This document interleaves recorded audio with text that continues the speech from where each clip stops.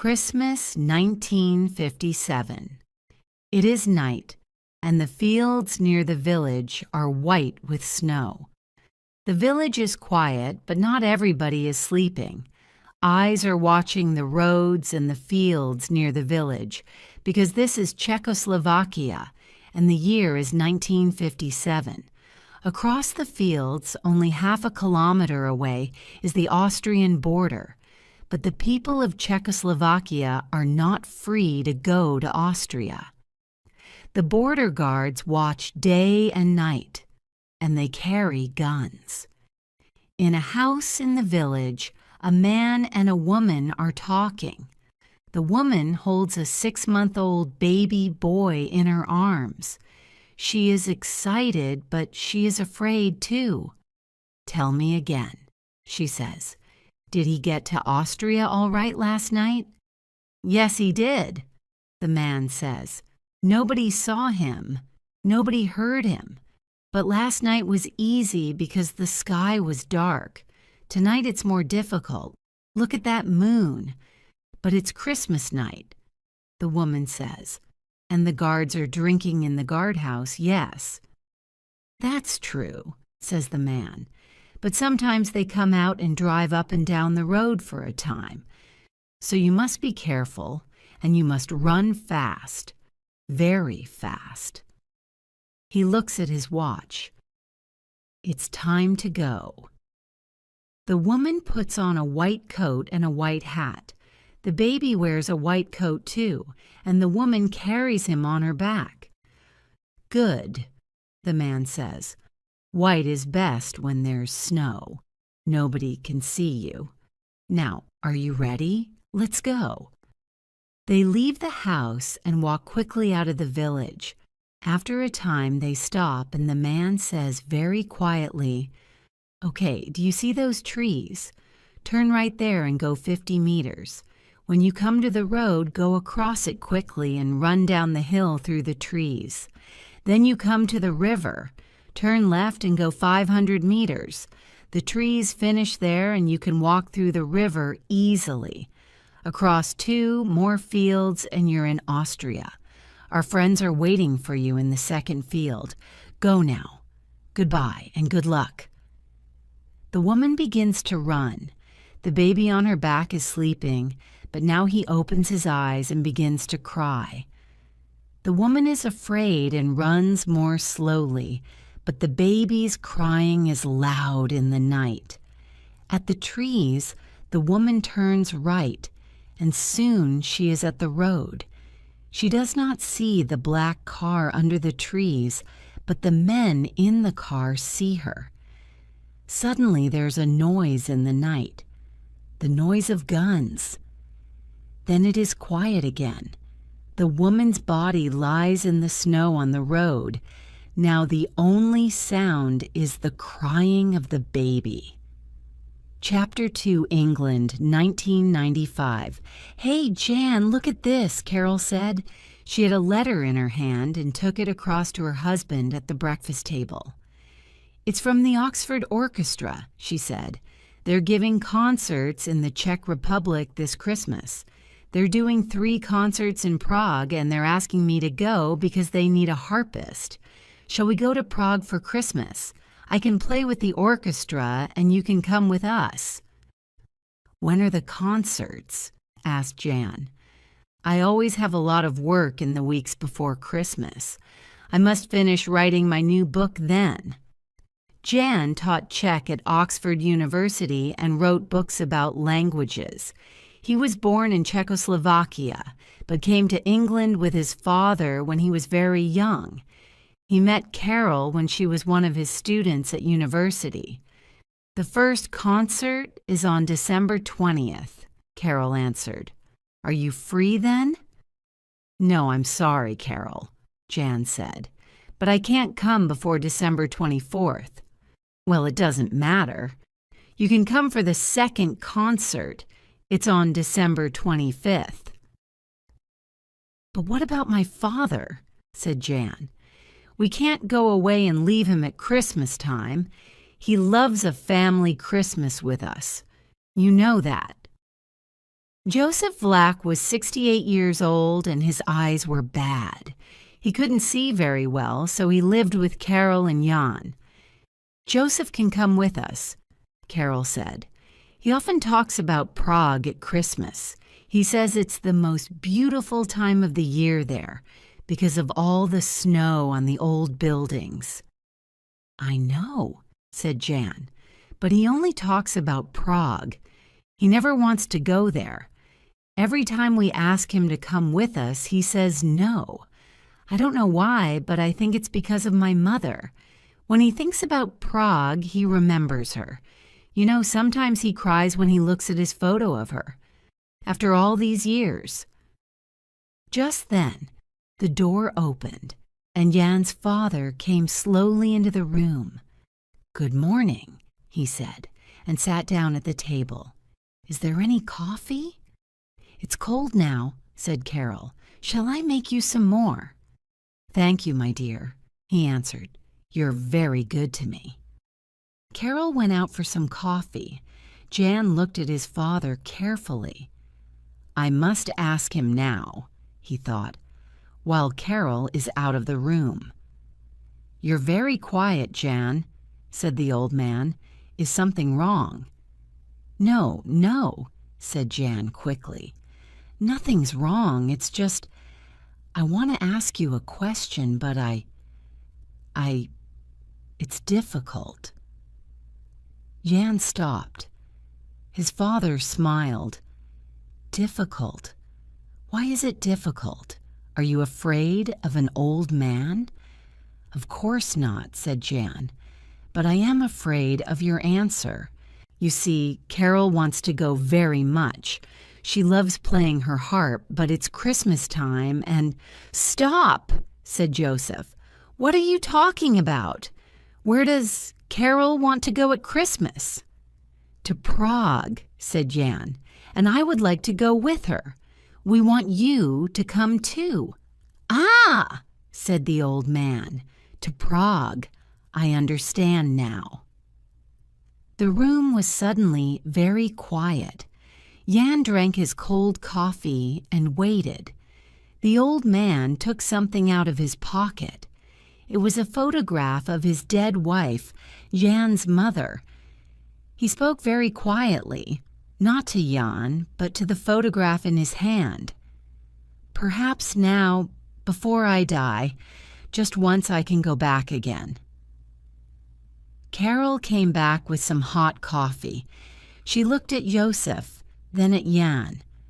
"Shh, he's thinking about Prague," Jan said quietly. Carol put the coffee on the table and sat down. The hands on the clock slowly moved through 2 long minutes. Then the old man put the photograph back in his pocket. "All right," he said. "Let's all go to Prague for Christmas. It's beautiful there when it snows. I remember it so well. So very well." Chapter 3. The Accident. The first rehearsal began at 9 o'clock and finished at 2 o'clock. "What a long morning," everyone said. "I'm sorry," said the conductor, "but we have very little time. The first concert is tomorrow night and a lot of important people are coming, so we must play well. Now please go and eat. This afternoon is free, so you can go and look at this beautiful city. Tomorrow morning we begin again at 9 o'clock. Please don't be late." Carol left the rehearsal room with Alan, one of the first violinists. "What are you going to do this afternoon, Carol?" Alan asked. "I'm going to get a quick sandwich, and then I'm going shopping," Carol said. "My husband Jan and his father are arriving on Sunday. Monday is Christmas Day, and I haven't got any presents for them. I must find something this afternoon, our only free afternoon." "See you tomorrow, then," said Alan. "And good luck with the shopping. And look at this beautiful city. Tomorrow morning we begin again at 9 o'clock. Please don't be late." Carol left the rehearsal room with Alan, one of the first violinists. "What are you going to do this afternoon, Carol?" Alan asked. "I'm going to get a quick sandwich, and then I'm going shopping," Carol said. "My husband Jan and his father are arriving on Sunday. Monday is Christmas Day, and I haven't got any presents for them. I must find something this afternoon, our only free afternoon." "See you tomorrow, then," said Alan, "and good luck with the shopping." "Thanks," Carol said. "There are some wonderful shops in the Stair Mesto, the old town, so I'm going down there." Carol went into a lot of shops that afternoon. In the end, she got a book for Jan and a picture for his father. When she left the old town, it was nearly dark. It was very cold, so she walked quickly through the streets back to her hotel. There were Christmas trees in all the shop windows, and the city looked beautiful. There was a lot of noise, too. People, cars, taxis, buses.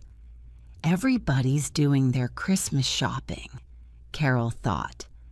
Suddenly, she saw a man across the street. It was January. Why was he in Prague so soon? "Jan!" she shouted across the street, but Jan didn't hear her. He walked on. Carol shouted again, very loudly. "Jan, Jan, it's me, Carol." A lot of people stopped this time. They all looked at her. The man stopped too.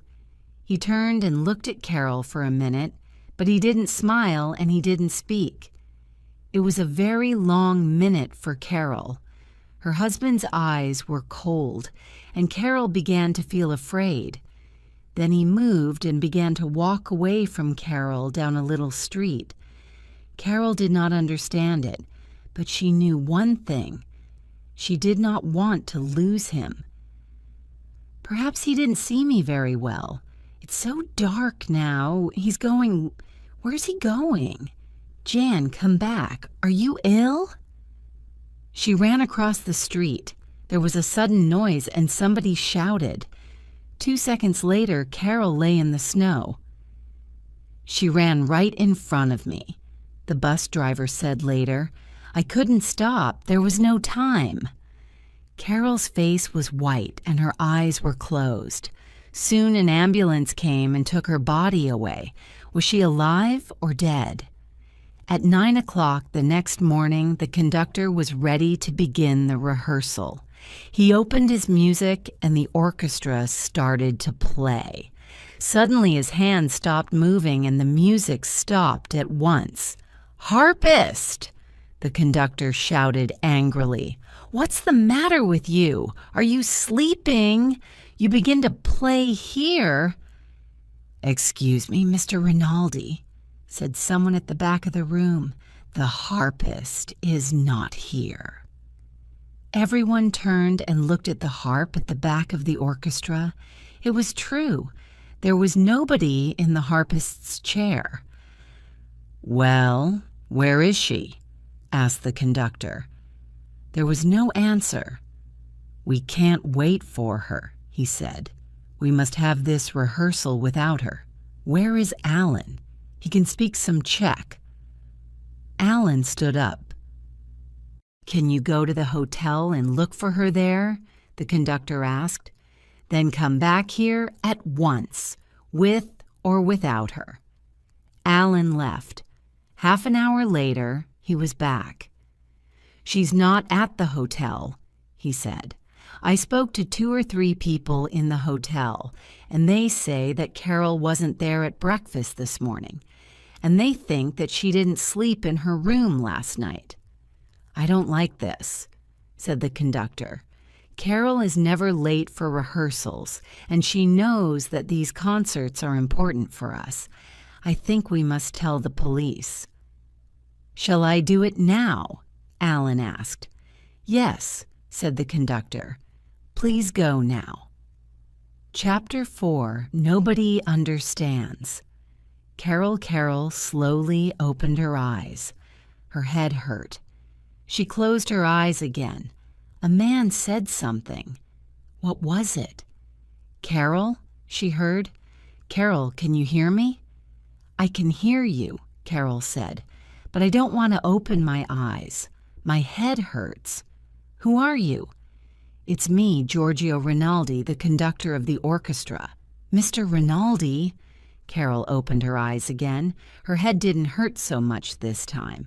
What are you doing in my bedroom? She asked angrily. What's happening?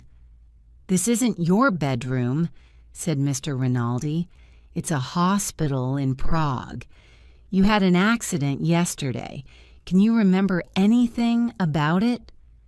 Suddenly Carol remembered everything. The old town, the Christmas trees in the shop windows. Christmas presents. Jan! She sat up. Jan! Where's Jan? She asked Mr. Rinaldi. Please, Mrs. Vlach, said a woman quietly. Don't get excited. Lie down again. Carol turned her head. It hurt again. Near the door of the room, she saw a woman in a white coat, a doctor. But I must see Jan, Carol said. Where is he? I must find him. I can't. Oh, dear. She put her hand to her head. Who's Jan? The doctor asked Mr. Rinaldi quietly. Her husband, he answered. He took Carol's hand. Listen, your husband is coming. We told him about the accident. He's on a plane from London now. On a plane? Why? He's here in Prague. I saw him in the street near the old town. I called out to him and he saw me, but he didn't stop. He just walked away from me. Please find him. Please. I must talk to him. I must. The doctor moved nearer to the bed. Jan is coming soon, Mrs. Vlach, she said. Please don't get excited. It's not good for you. Now lie down again and close your eyes. You must sleep, and I know you're feeling very tired. Carol lay down and closed her eyes. The doctor was right. She was tired. But why didn't they listen? Why didn't they understand? Jan was in Prague, and she must find him. Talk to him. The doctor looked at Mr. Rinaldi and spoke very quietly. Let's leave her now, please. She needs to sleep. You can come back later. Mr. Rinaldi and the doctor left the room. They closed the door quietly and then looked at Carol through the window in the door. She's going to be all right, said the doctor. She just needs to sleep for a time. There's nothing wrong with her. Yes, there is, said Mr. Rinaldi. She thinks her husband is in Prague. But I spoke to him on the telephone 3 hours ago and he was in Oxford. I'm afraid she's ill. Very ill. Listen, said the doctor. She had a bad hit on the head in the accident, but she didn't break anything and her head's all right. We looked at it very carefully. She's going to be okay after a good sleep. But all this talk about Jan, her husband, said Mr. Rinaldi. What about that? Yes, she's confused about that, it's true. But she remembers her name, she knows you, and she understands that she's in hospital. All this is very good. Now, what about you, Mr. Rinaldi? It's a difficult time for you too because of your concerts. I understand that, but please go away now, eat something, have a sleep. Then come back later this afternoon. You can't do anything now. All right, said Mr. Rinaldi, but he was not happy. Poor Carol, he thought, and my poor orchestra. How can I find another harpist before tonight's concert? Some visitors for Carol. 2 hours later, a tall man arrived at the hospital. He asked to see the woman in yesterday's street accident. He didn't know her name. The doctor came downstairs. Who are you? She asked the man. My name is Pavel Brichta. I saw the accident and I called the ambulance. Is the woman all right? I just wanted to know that. I was afraid she was dead." The doctor smiled. "Would you like to see her? She's much better now." "Yes, please," answered Pavel. "Then come with me." They went upstairs in the lift and walked along to Carol's room. At the door, they stopped and looked in through the window. "She's sleeping," said the doctor. "But she looks well," said Pavel. "Yesterday she looked so white. I was afraid for her." Just then Carol opened her eyes and saw a man through the window in her door. She sat up. "Jan!" she shouted. "Jan!" "Oh dear," the doctor said. "Not again. She hit her head in the accident, and she's confused about some things. She thinks that you are her husband from England." "Shall I go?" asked Pavel. "Perhaps it's better. Yes," answered the doctor. She went into Carol's room and closed the door. Pavel walked slowly back to the lift. Then the lift door opened and a man ran out with some beautiful red flowers in his arms. He looked at the numbers of the rooms and then went quickly into Carol's room. He didn't see Pavel, but an older man came slowly out of the lift next. He saw Pavel and stopped suddenly. Pavel stopped too. "I'm sorry," said the old man. "My eyes aren't very good. I thought... You see, look." "Yes, I know," said Pavel. "I saw your friend." "He's not my friend. He's my son. Please tell me, what is your name?" "Pavel Brichta." The old man looked very afraid. His face went white and his mouth opened and closed, but he said nothing. Now Pavel was afraid. "You don't look very well," he said. "Would you like to sit down? And shall I call a doctor? There's a doctor in this room here."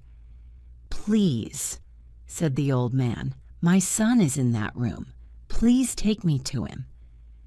Pavel took the old man's arm. In Carol's room, John put the red flowers on the bed and took his wife's hands. "Oh, my love, are you all right?" he said. "I can't understand it. Why did you run in front of a bus? How did it happen?" Carol didn't answer his questions. "Jan." She looked up into his face. "You are Jan? Tell me that you're Jan." "Of course I'm John. What are you talking about?" The doctor came up to the bed. "Wait a minute," she said. "You told me that your name was Pavel Brichta. Are you Mrs. Vlock's husband or not?" Just then, Carol looked behind Jan. She saw Pavel with Jan's father through the window of her door. Her eyes got bigger and bigger. "Who is that?" she said. Jan and the doctor turned and saw Pavel. "My God," said Jan, "I don't know." The doctor looked back at Jan's face. "Two men, but only one face," she said quietly. Then Jan's father opened the door of Carol's room and the two men came in. Jan stood up. He looked at his father. "Who is this man?" he asked. "His name is Pavel Brichta," answered his father. "Please bring me a chair and some water. I need to sit down before I can answer your question." Jan got a chair for his father, and the doctor gave him some water. Then she left the room quietly. Chapter 6. Who is Pavel? The old man drank some water and looked up. "Pavel," he said, "I must ask you to look at this photo." He put his hand in his pocket and took out a photograph of a young woman. "Do you know this woman?" "Yes," said Pavel. "That's a photo of my mother, Lenka. She died when I was very young. But my grandmother had many photos of her, and we often looked at them." "Did you live with your grandmother when you were young?" "Yes, I did." "But how do you know all this?" Because, said Joseph, Lenka was my wife. Dad, what are you saying? Said Jan. Joseph looked at Jan. My boy, don't be angry with me. I didn't tell you many things about your mother. Perhaps I was wrong, but I wanted to forget. Not to forget your mother, only to forget that terrible night in 1957. Jan, this man Pavel is your twin brother. You can see that it's true. Look at your faces. Pavel looked at Jan. So I have a brother, he said. My grandmother never told me that. Jan smiled, and my father, our father, never told me about a twin brother. He turned to Joseph. Dad, why didn't you tell me? It's a long story, said the old man. It begins many years ago when a young man went to Prague University. He was there for 7 years, and in his last year he met a beautiful young woman. His eyes turned to the photo. She was so beautiful. Of course, the young man fell in love with her and they got married in 1956, but things were difficult in Prague then. People were not happy and they were not free. Lenka and I and a lot of our friends wanted to change things, but it was dangerous work. The Russians knew about us and they watched us all the time. Then you two boys were born on a wonderful day in June 1957. But you went away, Pavel said angrily. Your wife died and you left the country. You went away to England and began a new life. You didn't write. You didn't telephone. You weren't interested in me, your son. Yosef's face was very sad. Pavel, he said, I thought you were dead. Look, I must show you something. From behind the photo of his wife, he took out a letter and gave it to Pavel. The letter was old and yellow. Pavel opened it and began to read. The letter was in Czech, and it was his grandmother's writing. I write to tell you, Joseph, that your wife is dead. On Christmas night, the guards shot her on the road at the border. She carried Pavel, your baby son, and my grandson on her back, and the guards shot him too. Your wife and your son are dead. Your friends came and told me yesterday. You have Jan and a new life in England. And what do I have? Nothing. You took one grandson away from me, and now my daughter and little Pavel are dead because of you. Don't write to me and don't come back to Prague.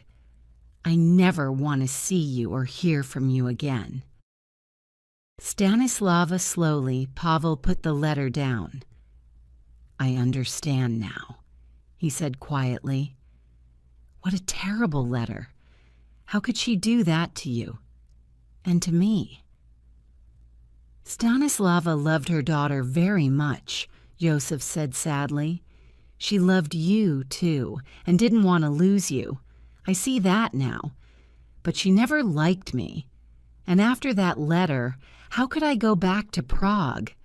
You were dead. Lenka was dead. He put his face in his hands. The room was very quiet. Then Pavel put his hand on his father's arm. Stanislava is dead now, he said. You and I can begin again. He smiled. And learn to be father and son. Joseph's face was wet with tears. He put his hand over Pavel's hand and smiled back at him, but he could not speak. Now there were tears in everybody's eyes. After a minute or two, Jan said, Dad, I know it's difficult for you. But can you tell us about that Christmas in 1957? How did it all happen? I'd like to know. Yes, said his father. You and Pavel must know. He turned to Pavel. But what did Stanislava tell you? Very little. Pavel said. She never wanted to talk about it. She told me that my mother died in hospital, and you went away to England. That was all. I can understand that, said Joseph. Poor Stanislava. She lost her daughter because of me. And she never liked our work for freedom, you see. She didn't understand. She just wanted a quiet family life. Christmas, 1957, said Jan. Yes, said Joseph. In October and November of that year, things got more and more dangerous for Lenka and me. Our friends told us, leave before the Russians get you. Get away to Austria and then to England. We didn't want to leave Czechoslovakia, of course. It was our home. But we couldn't stay. Our friends helped us, and Jan and I got across the border on the day before Christmas, December the 24th. It was night. There was no moon, and we got to Austria all right through the fields and the snow. But the next night, December the 25th, said Pavel. My grandmother told me the day. My mother died in a hospital bed in Prague, she said. Lenka died in the snow on the road at the border, Joseph said. She was so near Austria, so near us. With you, Pavel, on her back. The old man's voice stopped, and again he put his head in his hands. Chapter 7, The Music Must Come First. For some minutes, nobody in the room said anything. They looked at the old man in his chair, and they all thought about a snowy night in 1957. Then Pavel turned to Jan. Let's forget 1957 for now, he said quietly. For me, this is a wonderful day. I have no family in Prague. My grandmother died many years ago, but now I have a brother, a father. He looked at Carol in her bed and smiled. And a sister. Why did you come to the hospital to see me? Carol asked. You had an accident because of me, Pavel said. I knew that. You called to me and shouted and then ran to me across the street right in front of a bus. I didn't understand why, but I wanted to know that you were all right. Jan looked at Carol too. And are you all right, my love? I'm sorry, I forgot about you. I'm feeling very well, Carol said happily. Now I understand everything, so I feel much better. My husband is my husband again, and we have a new brother. Oh, but there is one thing. She looked at her new brother. Why is your name Pavel Brichta and not Pavel Vlach? The old man moved in his chair. Her name was Lenka Brichta, he said quietly, before she married me. Yes, Pavel said. He looked at Carol. You see, my father didn't want me, I thought, so I didn't want my father's name, and when I was older, I changed it and took my mother's name. He turned to his father. I was an angry young man then, but now... No, said Joseph. Don't change it. It's a very good name, and you are Lenka's son. Suddenly the door opened and Mr. Rinaldi came in. Carol, he said, the doctor says that you are better. Is it true? You look wonderful. Can you play in the concert tonight? You see, I can't find another harpist, and without a harp, the music... He saw everyone for the first time and stopped. Oh, I'm sorry, he said quickly. I see you have friends here, but you see, it's important. It's an important concert for my orchestra, and... He stopped again. Why are you all laughing at me? Jan stopped laughing first. Mr. Rinaldi, he said, you are the right man for Prague, the city of music. The music must come first. Carol, Mr. Rinaldi began. Carol turned to Jan. I feel very well now, and I'd like to play tonight. but I want all my family to come to the concert. My husband, my new brother, and their father. Can you all come? Please say yes." Jan looked at his father. "Are you all right, Dad? Or are you feeling tired now? Shall we all go to Mr. Rinaldi's concert?" "Free tickets, of course, for all Carol's family," said Mr. Rinaldi quickly. "Christmas music in Prague again," Joseph said slowly, "and with my 2 sons. Wonderful, wonderful." He smiled happily at Jan and Pavel. "How can we say no?" he asked.